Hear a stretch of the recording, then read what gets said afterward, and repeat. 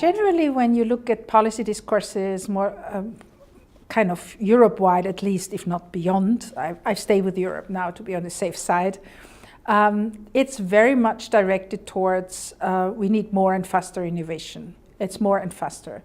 And what I try to say with that is to say that not every innovation is necessarily good, and therefore not good in the sense of good for society. Maybe it's good for an enterprise or it's good for whomever, but it's maybe not good for us as a society as a whole. And therefore, it is important to carefully reflect in which directions we push developments. And maybe we have to move away from pushing only in one direction and saying, oh, this will be the solution. There we have to go. And instead of thinking of multiple potentialities and keeping choices open for a longer time, I'm aware that this would mean different kinds of investments, but that's exactly the question then of sustainability and other issues. We have very often invested in one direction thinking, oh, that's the winner takes it all, that's the leading horse. And if the horse doesn't win, we have nothing in our hands.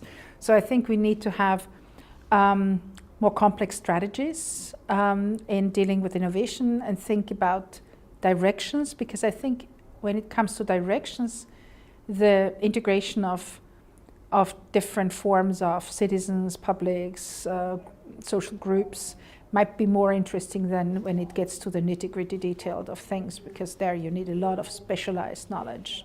First of all, we have to admit that we can make mistakes in choices, whether or not it's about specialists deciding that or whether or not it's about publics being decided that. On the other hand, I do think we should not underestimate the knowledge scientists hold. I do think sometimes if I have watched discussions over which directions research should go, citizens would want to have solutions to problems they have right now and soon. And we all know that science doesn't work with the right now and soon. Some solutions can be found, others are impossible to find. And so in that sense, I think it's not about giving out of hand. Democracy doesn't mean it's just about raising hands and saying, oh, the number of people have said this, so we need to do that. Democracy means mutually listening in that way, and then making choices that you can justify and argue for. And I think that's a climate maybe one has to construct and to go for things which we think we can, in a justifiable way, aim to go for. And I think it's this interaction I mean. So I think participation should not necessarily mean this kind of I'm going to vote and the maximum of people is the ones that are deciding. Actually, when I call RRI a technology, I mean technology in the sense of a process through which we reflect on certain things.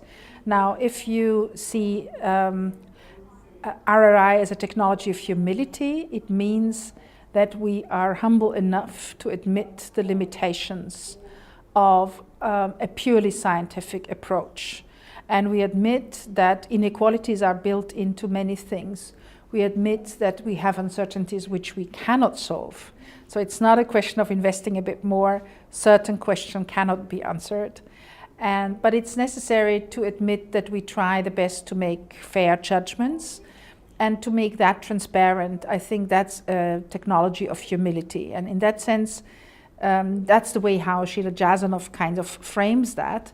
And I do think this would be a nice way to think about RRI as not being something that gives the clearance stamp on some scientific projects once for all, so it has been RRI'd, or it has been, like formerly ethic councils were seen like, okay, somebody got the ethical permission, so I can do whatever.